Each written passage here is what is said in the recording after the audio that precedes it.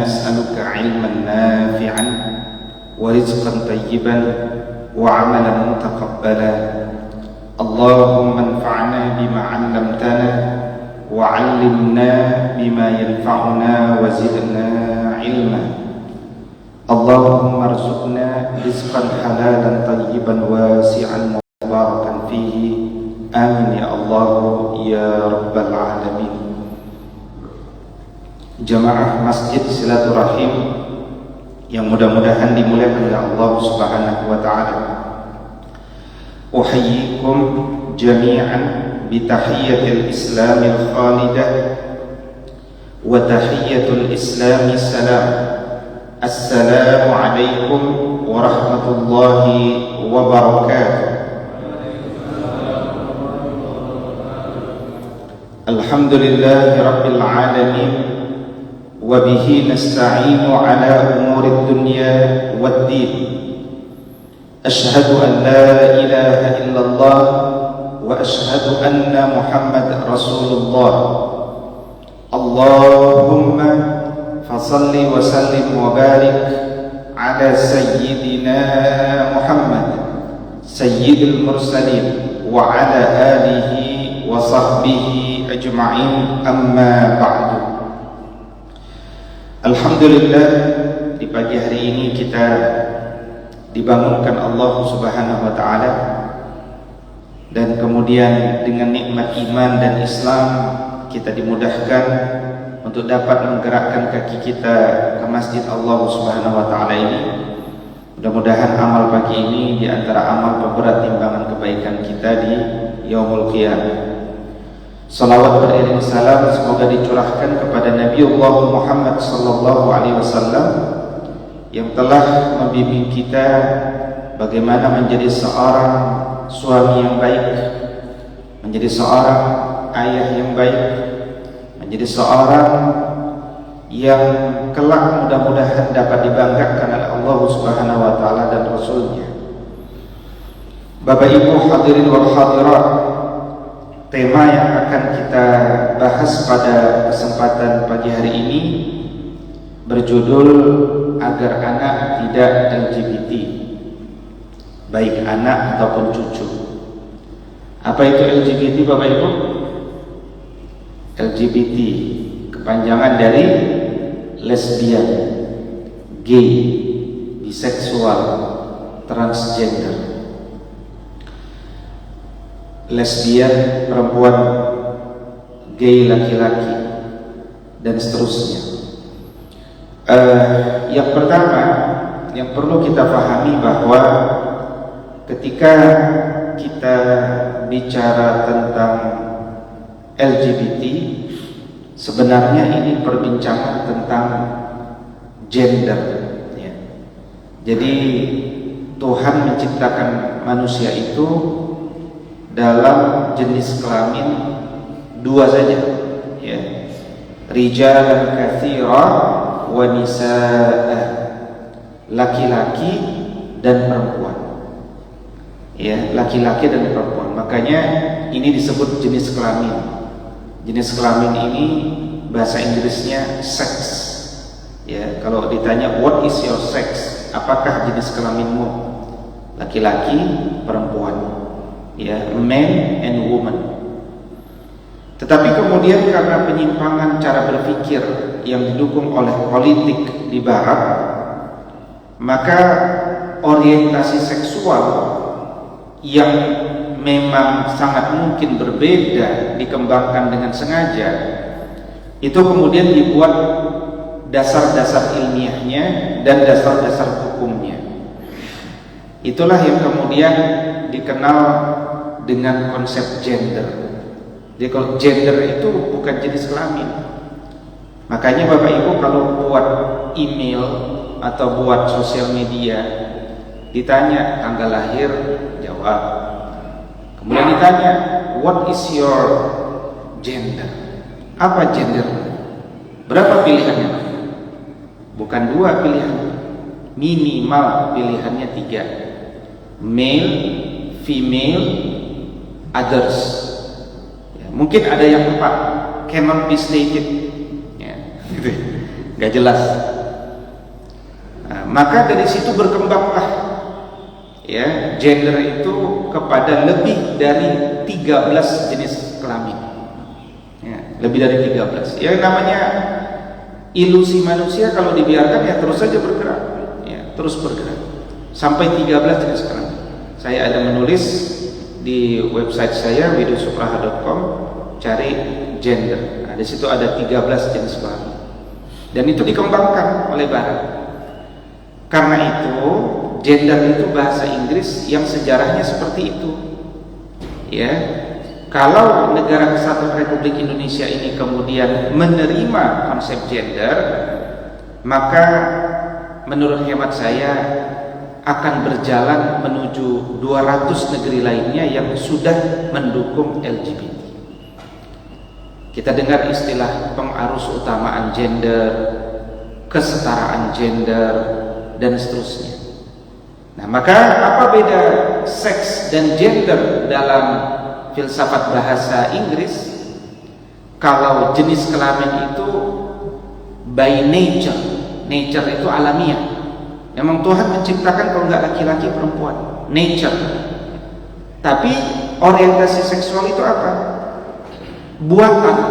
Dia bisa hadir setelah orang lahir di dunia.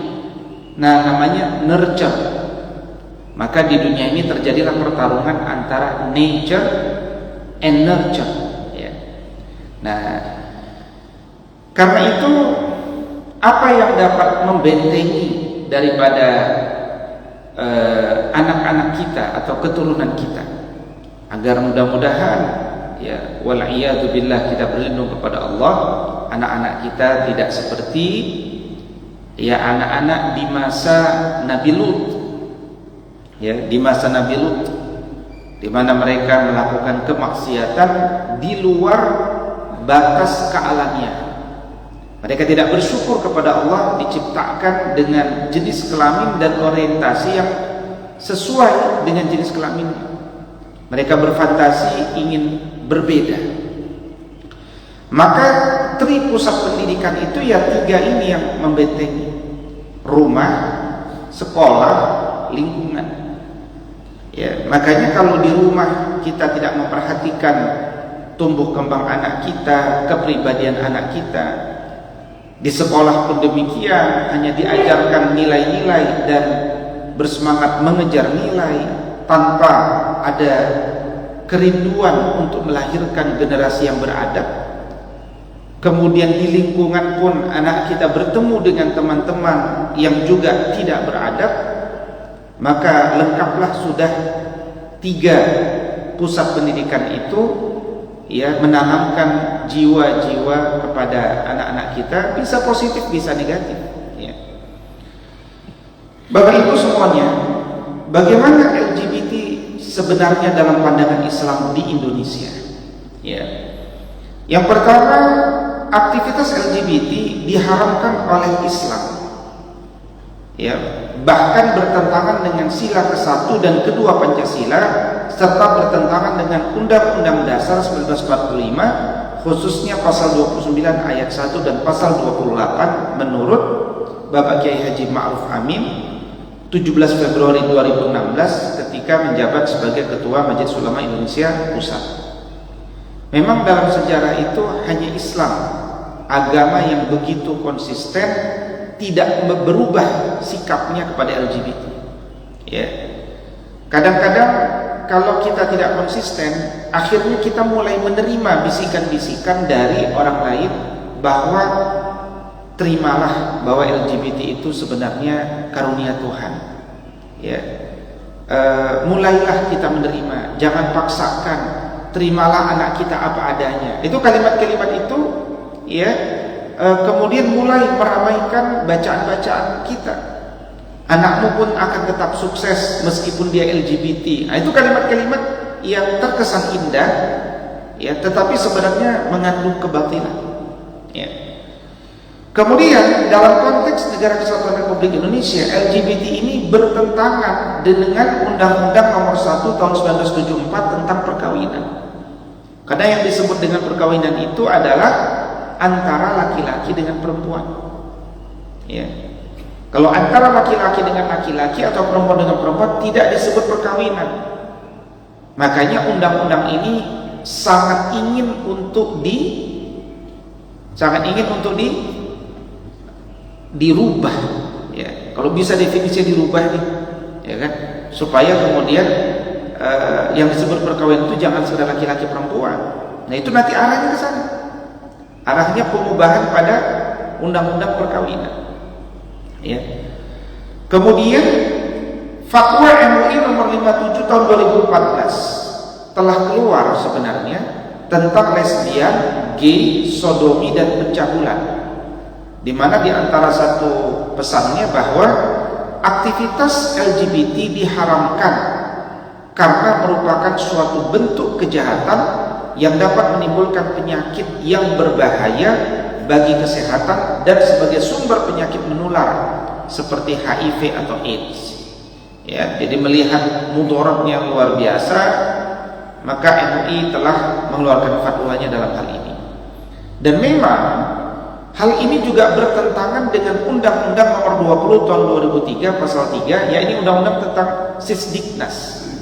Nah, ini sekarang Sisdiknas mulai ramai kembali karena rancangan undang-undang ini akan diubah. Ya, kita sedang teliti pengubahan-pengubahannya ada di mana. Ya, tetapi di Sisdiknas yang sebelumnya sangat secara jelas bahwa manusia yang beriman, bertakwa, berakhlak mulia itu adalah hal-hal yang menjadi konsepsi dasar. Tapi di dunia pendidikan hari ini, kemarin teman saya mengikuti pendidikan guru penggerak atau kepala sekolah penggerak, dia mengatakan dalam materi-materinya sudah tidak ada lagi istilah-istilah akhlakul karimah. Ya, semua kata-kata seperti iman, takwa, akhlakul karimah itu sudah mulai diganti dengan istilah-istilah berkarakter, bermoral, ya, atau generasi Pancasila dan seterusnya dan seterusnya. Nah, bagaimana LGBT dalam perkembangan hukum di Indonesia? Kita menyaksikan bagaimana 2 tahun terakhir terjadi kegaduhan, bahkan 9 tahun terakhir. Ya, Bapak Ibu, mungkin bagi yang mengamati di dunia pendidikan, di dunia politik, keluarnya Permendikbud nomor 30 tahun 2021. Ini kan ramai. Ya, di mana kampus-kampus semuanya ya wajib mengikutinya.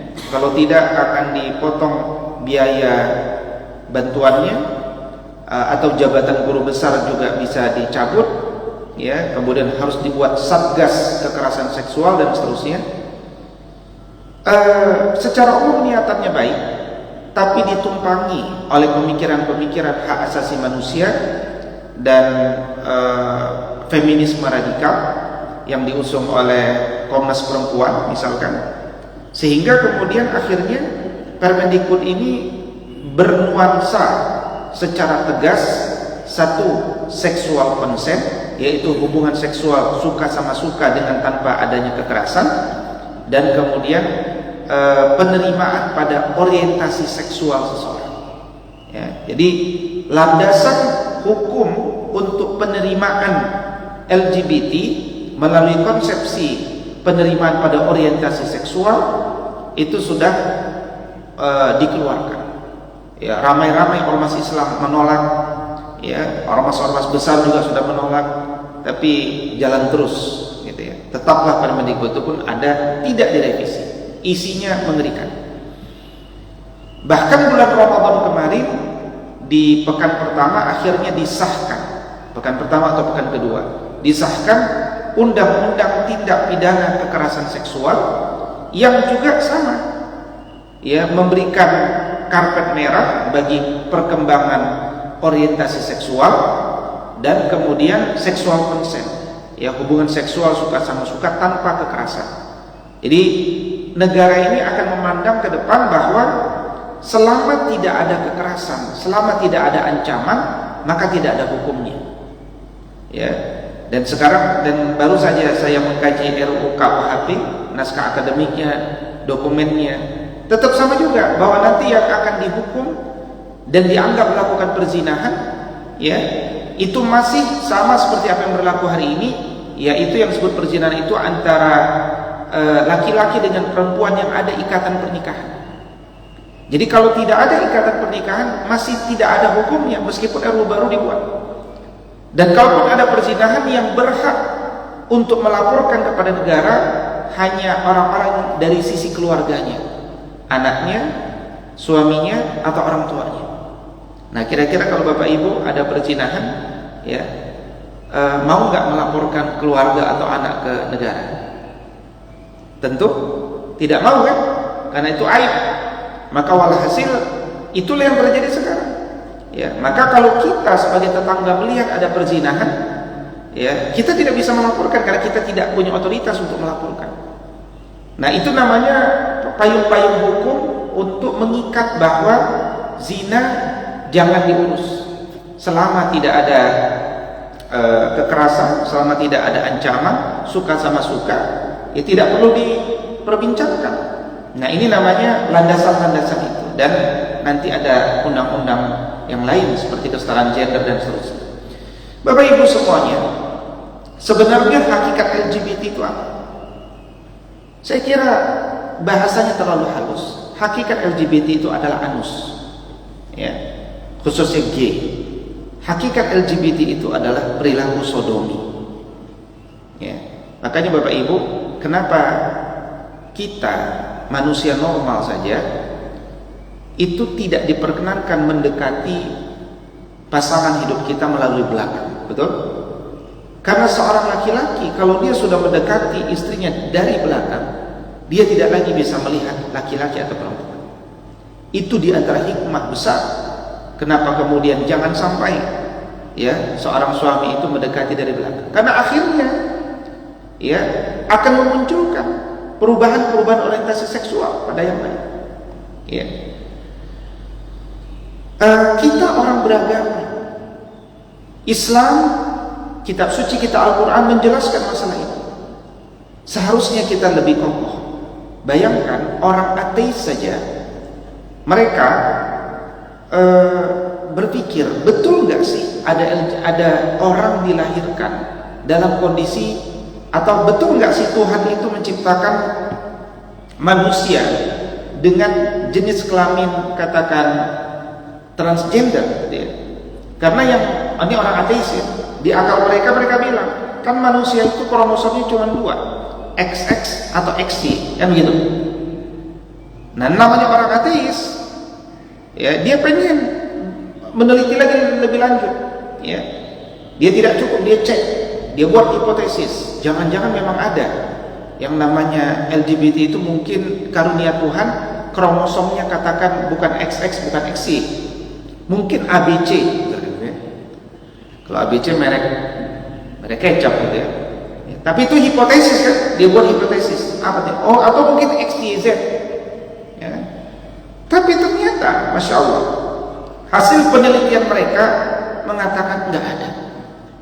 Ya. Setelah kami teliti, kami cek, tidak ada. Ima dia laki-laki atau perempuan. Nah, itulah kemudian mereka buat, ya, bagaimana identical twins, one gay one not, nobody is born gay. Tidak ada seorang pun yang terlahir dalam kondisi gay, ya, semuanya itu buatan, bisa dibuat dan bisa terbentuk karena, kalau bahasa rumitnya, konstruksi sosial, ya, semua itu dibentuk karena lingkungan, kira-kira begitu. Nah, Bapak Ibu, fakta LGBT sekarang di Indonesia menjadi semakin merisaukan, ya. Payung hukum semakin melemahkan keinginan kita untuk mempidanakan perzinahan. Kemudian kanal-kanal sosial media begitu luas terbuka. Orang tua banyak yang memberikan gadget dengan tanpa pendampingan. Dan kita saksikan, ya, bagaimana di satu contoh rentang 10 September sampai 9 Oktober tahun lalu 2021 telah ada 7.751 percakapan di Twitter tentang gay. Dan jaringan gay ini dibuat semakin marak. Dan orang itu kan senang dengan gay yang tadinya nggak senang karena melihat ada ide. Yang tadinya jijik ketika muncul materi-materi pornografi yang juga memasukkan hubungan-hubungan lesbian, gay, biseksual, transgender, akhirnya jadi punya ide. Kelemahan akal manusia kan berbeda-beda. Ada yang mungkin kuat, ada yang lemah. Ada yang tadinya sehat menjadi rusak. Nah, maka kok bisa anak kita rusak? Dari mana? Dari gadget. Siapa yang memberikan gadget dulu? Ya, wal iyadzubillah. Apa penyebab LGBT itu berkembang? Ya, ini 7 alasan penyebab LGBT itu berkembang. 1, orang tua yang tidak pernah peduli. Banyak orang tua yang sibuk bekerja siang malam, yang dia lihat cuma, nak, udah sekolah, udah nilainya berapa? 10, bagus. Nah, gitu aja. Mau apa? Mau makan ini, makan, minum, nonton. Tidak dilihat bagaimana tumbuh kembang anaknya, keadaban anaknya, dan seterusnya. Padahal Nabi SAW mengatakan, tidak ada pemberian yang terbaik dari seorang suami, dari seorang ayah kepada anaknya, kecuali dia memberikan adab yang baik. Ya. Jadilah kita orang tua yang peduli. Yang kedua, kehilangan figur ayah. Nabi Muhammad SAW termasuk sosok yang kehilangan figur ayah ketika masih kecil, betul? Tapi figur ayah itu segera tergantikan. Ya. Umur 6-8 tahun ada Abdul Muttalib. Umur 8 tahun sampai umur 50 tahun, 42 tahun. Lama sekali ada figur Abu Thalib. Jadi sosok kelaki-lakian itu dipenuhi. Ya, makanya bagi ibu-ibu yang mungkin single parent, tidak bisa mendidik anak itu hanya perempuan.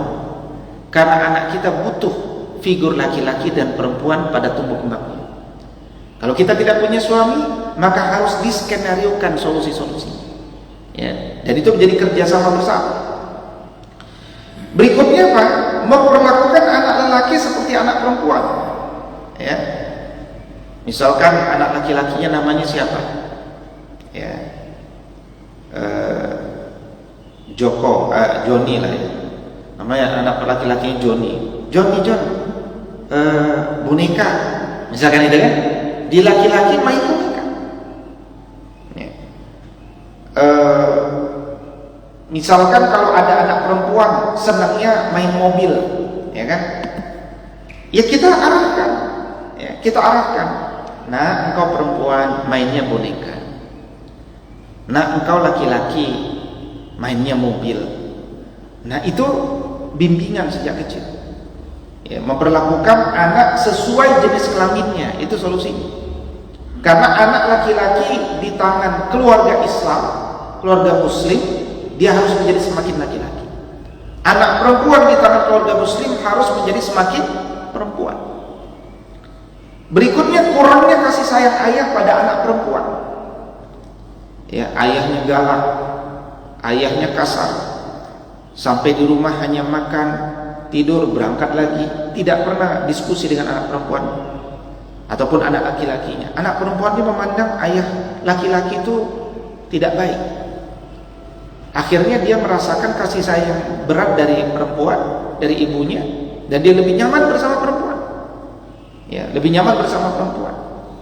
Ya, hal yang berbeda juga nanti bisa terjadi. Ya, beberapa studi psikologi memberikan fakta bahwa kalau anak perempuan tidak dekat dengan ayahnya, dia akan mencari kedekatan dengan laki-laki lain.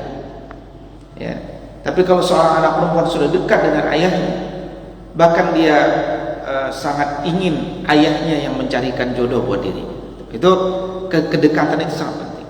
Ayah dekat, ibu dekat. Makanya seluruh perintah-perintah pendidikan dalam Quran itu kan pondasinya kepada ayah, bukan kepada ibu. Ya, tidak ada wahai ibu mendidiklah anakmu, bapak kerjalah, kan nggak ada dalam Quran. Semua pendidikan ayat-ayat itu bicara kepada pemimpin keluarga, yaitu kepada ayah. Bahkan 17 dialog pendidikan ya di dalam Al-Quran, 14 dialog itu dilakukan oleh ayah.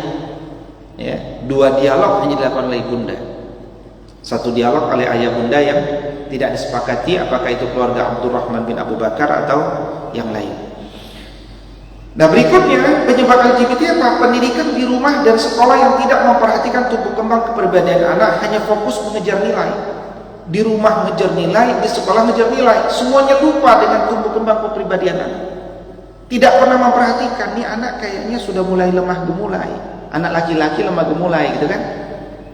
Anak perempuan kok mainnya dengan anak laki-laki. Itu kan pengamatan, observasi ya. Kok anak perempuan lebih senang pakai celana laki-laki misalkan, itu observasi. Anak perempuan kok potongan rambutnya lebih sering seperti laki-laki. Nah, observasi itu kalau bisa dideteksi sejak awal kan pasti bisa untuk diperbaiki. Ya, karena anak itu memang bisa dibentuk. Di Thailand hanya untuk membantu perekonomian keluarga, anak laki-laki dididik seperti anak perempuan, sampai kalah perempuan tercantik di Thailand pun sama laki-laki, kan begitu. Ya. Itu menunjukkan konstruksi sosial itu bisa membentuk.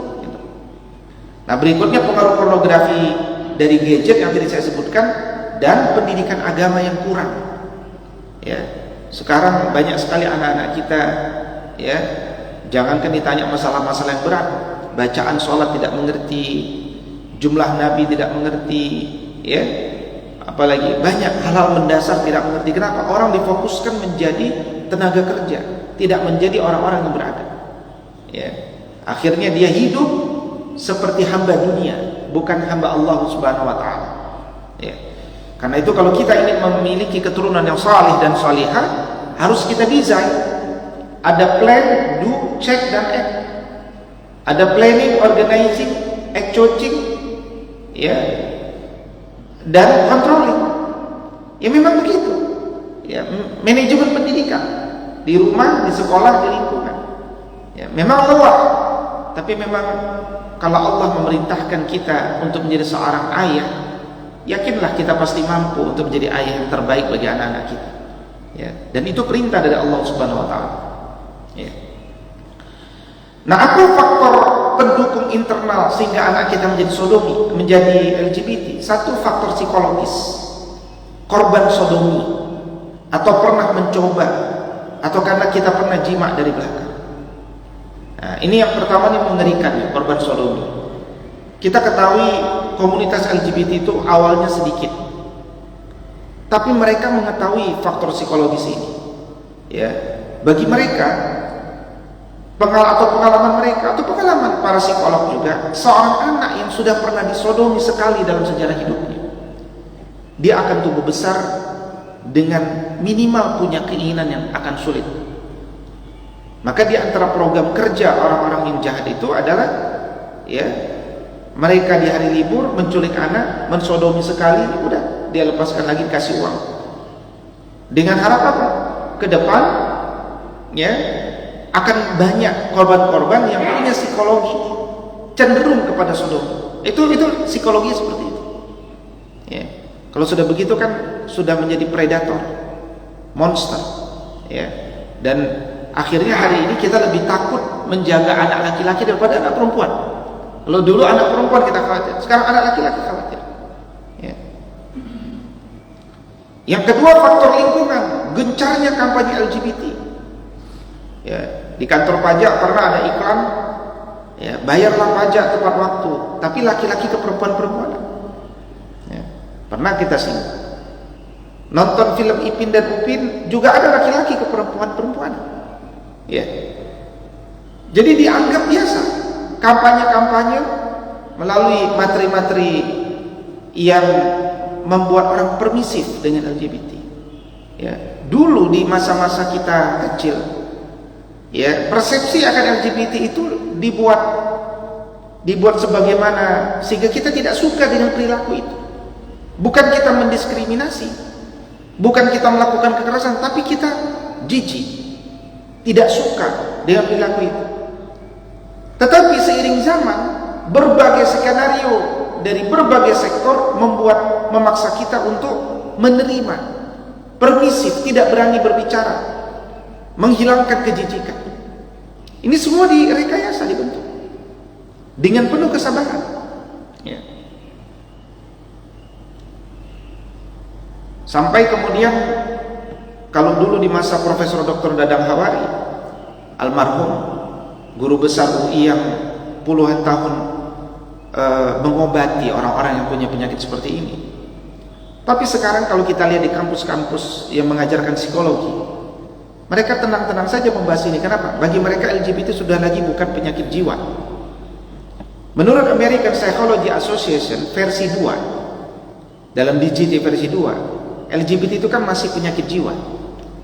Tapi kalau kita belajar sejarah pengubahan itu di politik di Amerika, mulai versi 3 itu sudah tidak lagi penyakit jiwa, karena negara memilih 9 praktisi untuk mengubah naskah itu, menyempurnakan istilahnya, dan yang dipilih itu adalah orang-orang yang terpapar. Hanya satu yang tidak terpapar, itu dia punya website resmi, dia sampaikan kisah itu, ya. Nah, itulah kisah di Amerika, dan tidak ada yang salah dengan mereka karena itu urusan mereka. Tapi urusan negara kita, kalau kita mengembangkan ilmu psikologi dengan mengadopsi American Psychology Association dengan seluruh produknya, persoalannya ada pada negara kita, ya. Makanya dunia akademis itu, apalagi di Indonesia, harus independen. Kita kan bukan blok Amerika, negara kita non blok. Kita punya nilai-nilai Pancasila yang tidak boleh sekedar menjadi simbol, dia harus diturunkan. Materi-materi yang tidak sejalan jangan diikuti, ya. Tapi memang luar biasa, ya, sampai di banyak kampus sekarang, ya, sudah mengajarkan itu kepada murid-murid kita. Makanya saya sering katakan, jangan terlalu bangga kalau anak kita lulus di Fakultas Psikologi. Tergantung siapa gurunya. Kalau yang ngajar masih dokter bagus dari UGM, ya, yang mengajar mungkin dokter fulan dari UI dan seterusnya, tergantung gurunya sekarang. Orang kuliah itu bukan bangunannya, bukan nama besar kampusnya, tapi siapa gurunya, siapa yang akan menanamkan ilmu pada jiwa anak-anak kita, ya. Kadang-kadang orang tua itu masih bangga, alhamdulillah Ustaz, anak saya lulus UMPTN kampus ini. Bukan, ini udah era disrupsi, ya. Anak kita bisa bekerja, bisa kaya bukan karena kampus sekarang, tapi karena narasi dia, karena apa yang dia bisa, dan tidak pernah ditanya dari kampus mana sekarang, ya. Nah, maka Oke, kita melihat, ya, apa dampak LGBT menurut Al-Qudah. Ini seorang peneliti, dokter juga, ya, di luar negeri, di Mesir kalau tidak salah. Beliau meneliti bahwa dari sisi kesehatan ternyata 78% pelaku homoseksual terjangkit penyakit kelamin menular, dan itu yang membuat usia harapan hidup mereka menurun. Umur mereka hanya sekitar 42 sampai 49 tahun menurut Al-Qudah. Secara sosial diteliti, ternyata satu orang yang mengidap LGBT, mereka punya pasangan 20 sampai 106 orang per tahun. Dan selama hidupnya pernah melakukan homoseksual dengan lebih dari 500 orang setiap tahun. Dan mayoritas berasal dari orang yang tidak dikenal.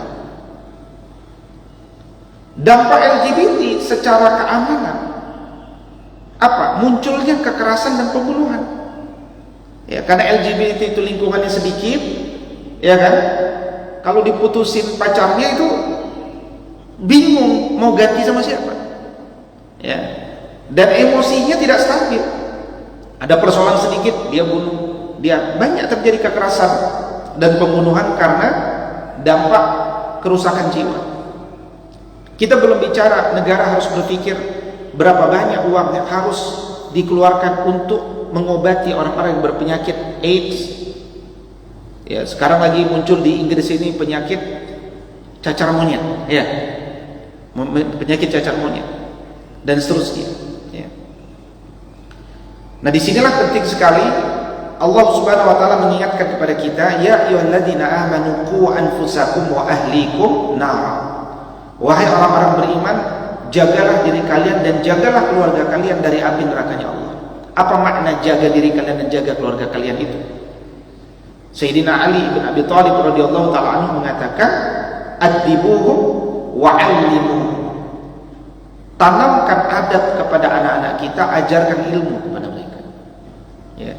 Tugas siapa ini? Bukan tugas bunda, tugas ayah itu. Tugas ayah.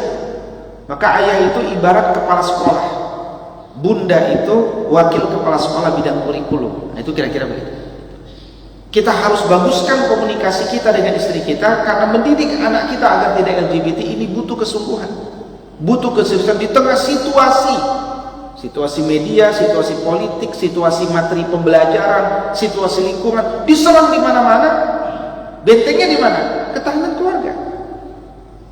Maka untuk mencegah LGBT itu bagaimana sikap kita? Rawat kebiasaan-kebiasaan baik di dalam Islam.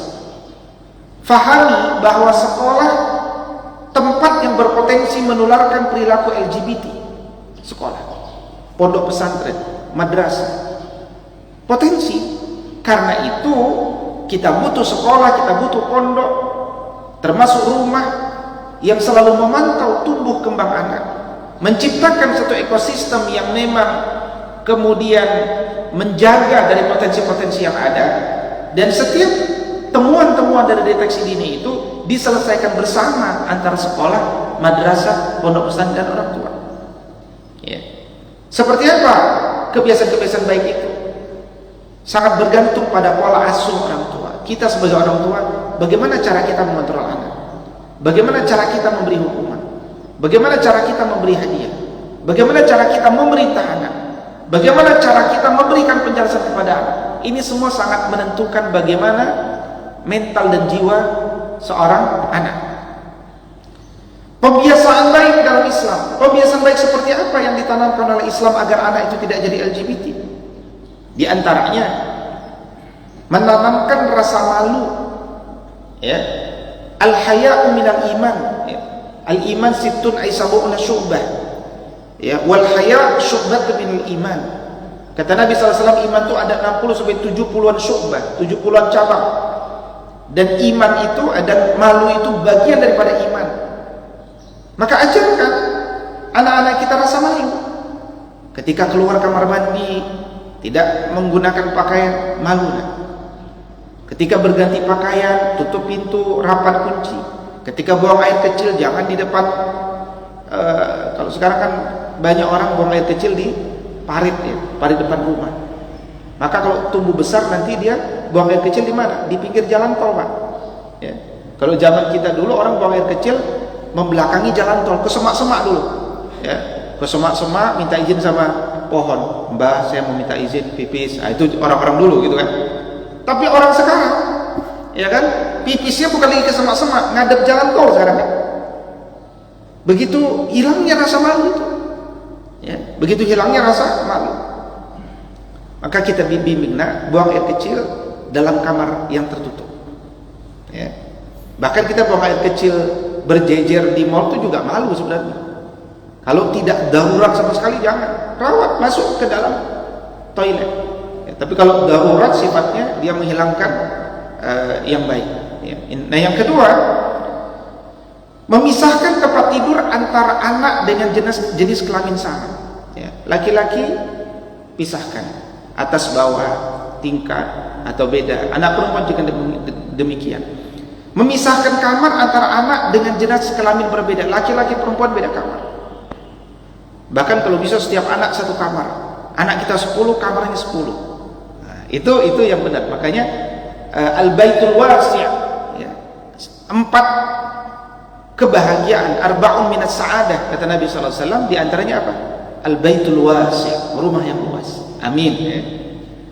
Kalau di Taman Laguna rumahnya luas-luas ya kayaknya. Ya, luas-luas. Insyaallah kita semuanya punya rumah yang luas-luas. Amin. Minimal rumah yang luas di surga, di kuburan. Ya, mudah-mudahan kuburan kita diluaskan. Ya. Kalau rumah kita di dunia nggak luas, minimal hati kita diluaskan. Ya, kan tinggal begitu kan?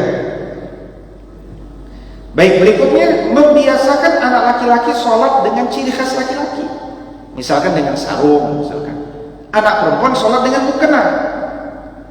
Serta aktivitas keseharian yang sesuai. Anak laki-laki, perempuan dia punya ciri khas.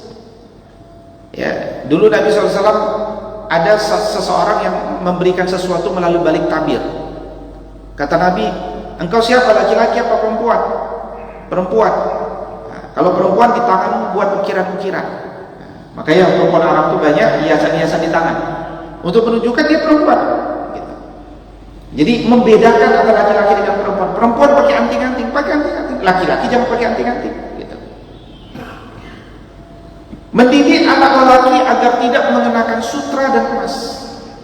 Kata Ibn Taimiyah, kenapa sih, apa hikmahnya? Ini sengaja saya kutip Ibn Taimiyah karena menarik ya analisa beliau. Ya, dan ulama kalau bicarakan ada hikmah. Kata beliau, orang yang terbiasa pakai sutra dan emas, sifat kelaki-lakiannya akan berkurang. Ya, itu hikmah, ya, hikmah. Ya, menurut Ibn Taimiyah. Berikutnya, memilih jenis permainan sesuai jenis kelamin anak itu tadi. Ya.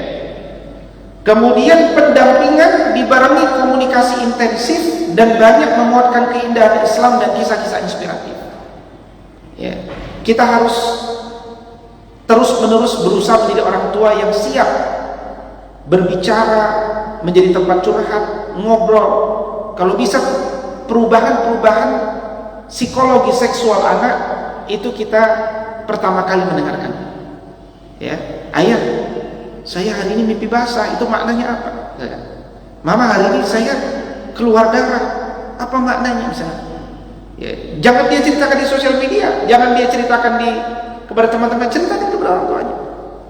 Tapi orang tuanya jangan galak, kalau galak dia kagak berani ngomong, ya kan? Nah, maka kita harus siapkan waktu-waktu, family time, circle time, ngobrol dengan anak-anak kita, ya, supaya kemudian mereka punya ketenangan di rumah itu. Kemudian perlindungan yang nyaman sehingga orang tua menjadi tempat terbaik untuk curhat. Ini yang tadi saya sebutkan. Ya, kita melindungi tapi tidak memberikan rasa aman dan nyaman, bukan itu. Berikan perlindungan yang menghadirkan rasa aman sekaligus nyaman kepada anak-anak kita. Waspadai buku-buku. Ini kadang-kadang anak kita pengen baca novel, ya kan? Ayah, beli buku novel ini. Ini novelnya apa? Islami nggak Islami? Ya kita baca dulu, kita lihat. Oke, secara umum oke, baca. Ya, judulnya gimana kita lihat. Ini sekarang bagaimana novel-novel itu pun berusaha memasukkan itu. Ya, ada buku judulnya Menjadi Lesbian Muslimah, ya kan? Jadilah lesbian yang bahagia. Nah, itu ya. Jadi orang tuh disuruh bahagia, memang indah. Ya, sama seperti hidup damailah. Ya, janganlah berperang melulu dengan Israel, berdamailah. Nah, kalimat berdamainya lebih membuat kita ingin dengan melupakan kenapa terjadi konflik, kan begitu. Ya. Jadi sudahlah, jangan merasa paling benar, kita hidup damailah. Nah, itu kalimat yang berbahaya sebenarnya. Akhirnya kebenaran dibuang hanya untuk damai, misalkan.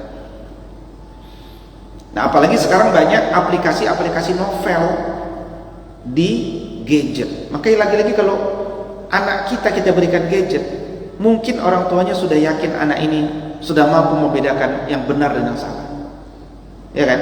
Tapi kalau tidak, luar biasa bahaya. Nah, berikutnya, kuatkan ketahanan keluarga pastinya.